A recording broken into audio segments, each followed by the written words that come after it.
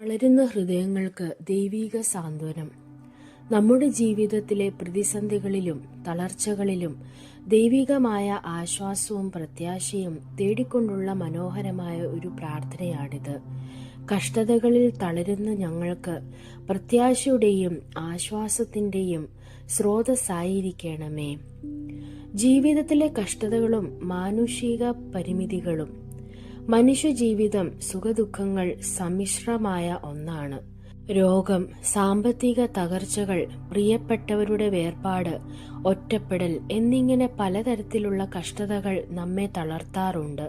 സ്വന്തം കഴിവിലോ സമ്പത്തിലോ വിശ്വസിച്ച് ഈ പ്രതിസന്ധികളെ മറികടക്കാൻ ശ്രമിക്കുമ്പോൾ പലപ്പോഴും നാം പരാജയപ്പെടുന്നു.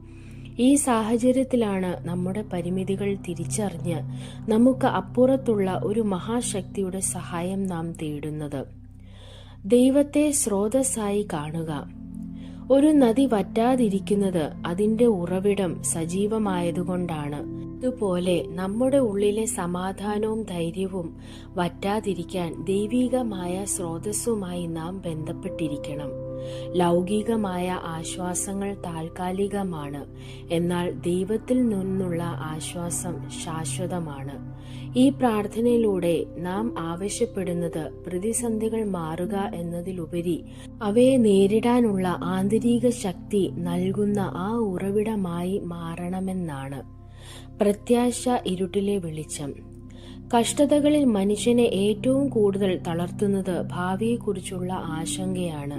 ഇനി എന്ത് എന്ന ചോദ്യത്തിന് മുന്നിൽ പകച്ചു നിൽക്കുമ്പോൾ പ്രത്യാശ എന്നത് ഇരുട്ടിൽ തെളിയുന്ന ഒരു മെഴുകുതിരി വെളിച്ചം പോലെയാണ്. ദൈവം കൂടെയുണ്ടെന്ന ബോധ്യം നമുക്ക് നൽകുന്ന പ്രത്യാശ നിലവിലെ ദുരിതങ്ങൾ അവസാനിക്കുമെന്നും മെച്ചപ്പെട്ട ഒരു കാലം വരുമെന്നുമുള്ള ഉറച്ച വിശ്വാസമാണ്. ഈ പ്രത്യാശയാണ് ഒരു മനുഷ്യനെ വീണ്ടും എഴുന്നേറ്റ് നടക്കാൻ പ്രേരിപ്പിക്കുന്നത്. ആശ്വാസത്തിന്റെ തണൽ. മനസ്സ് ഭാരപ്പെട്ടിരിക്കുമ്പോൾ ലഭിക്കുന്ന ഒരു തണലാണ് ആശ്വാസം. കഠിനമായ വെയിലിൽ യാത്ര ചെയ്യുന്നവന് ലഭിക്കുന്ന തണൽ പോലെ ജീവിതത്തിലെ കഠിനമായ അനുഭവങ്ങളിൽ തളർന്നവർക്ക് ദൈവത്തിന്റെ സാന്നിധ്യം കുളിർമയേകുന്നു.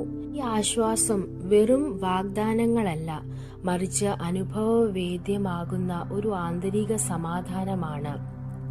കഷ്ടതകളില്ലാത്ത ലോകമല്ല, മറിച്ച് കഷ്ടതകളുടെ നടുവിലും തളരാതെ പിടിച്ചു നിൽക്കാൻ ദൈവത്തെ കൂട്ടുപിടിക്കുന്ന വിശ്വാസമാണിത്.